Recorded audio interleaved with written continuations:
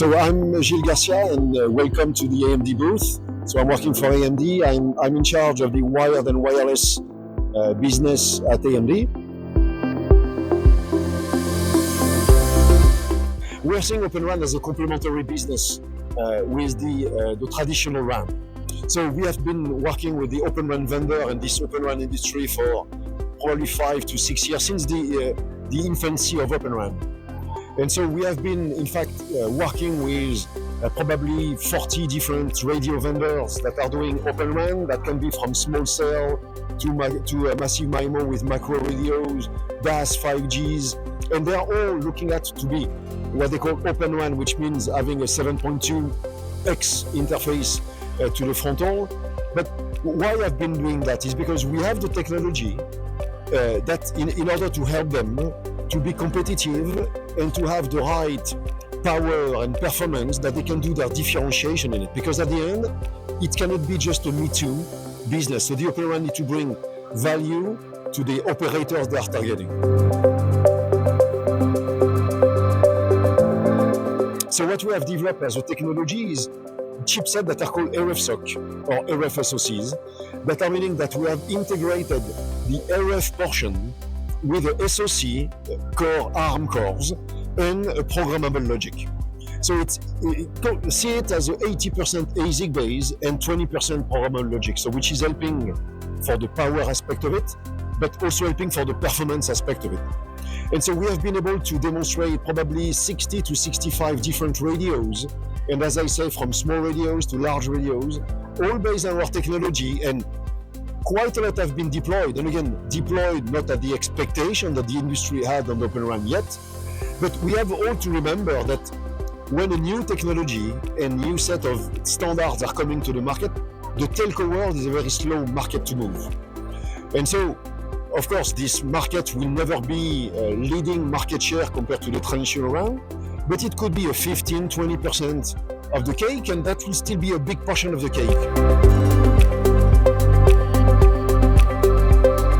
So what we are seeing now happening in the industry is we are seeing some political aspect playing, where we are seeing North America pushing Open RAN quite heavily to do some what they call the rip and replace program.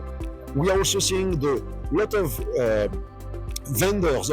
operators that are reaching their renewal of their contract with their RAN vendors. And so this is where we are expecting to see that some portions of those renewal will be assigned to Open RAN vendors. Recently, as of end of last year, the US government also assigned a large chunk of money as part of their NTIA 1.5 million wireless fund to several Open RAN vendors to productize their radios. So that's also something we are monitoring. We have been partnering with quite a lot of those, what we call NOFO vendors, and we have here in display in our booth 5 of them, of their radios. So that's quite exciting. At the same time, we are very cautious. We know that this will never be the majority of the RAN market, but we are seeing that as a complementary business on the wireless aspect of it.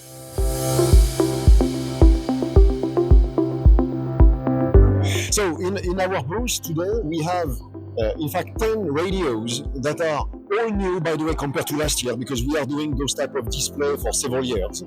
So those 10 radios are, I would say, split into 2 worlds. One is North America, and we have 6 radios that we are displaying from North America. 5 just got the grant from the NTIA end of last year as part of this wireless fund.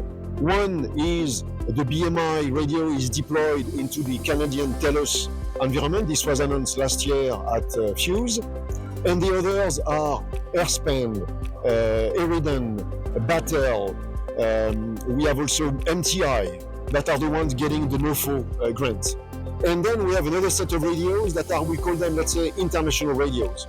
We have radios from the Reliance Jio operator in India. They are doing their own ingenious radios. And so we have their massive MIMOs here. We have the Fujitsu radios, and we had the public use case study issued last week with Fujitsu that they will be using AMD technology, the RFSoC, in all their radios. We have also additional radios coming from AW2S, which is a small radio vendor.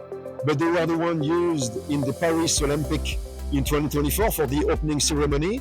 All the broadcasts that you have on the Seine River was using their radios. So again, impressive. When you are looking at the use cases that those guys are covering, is quite impressive.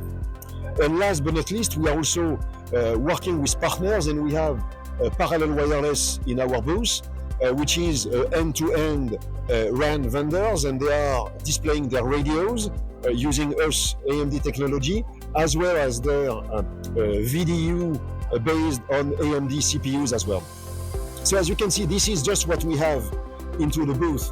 If you are going to some other booths like VVDN booth, we have also a full set of radios in their booth using us, and again others and others in the floor of Mobile Congress 2025. So excited about it, but again cautious as well about the future business associated to it.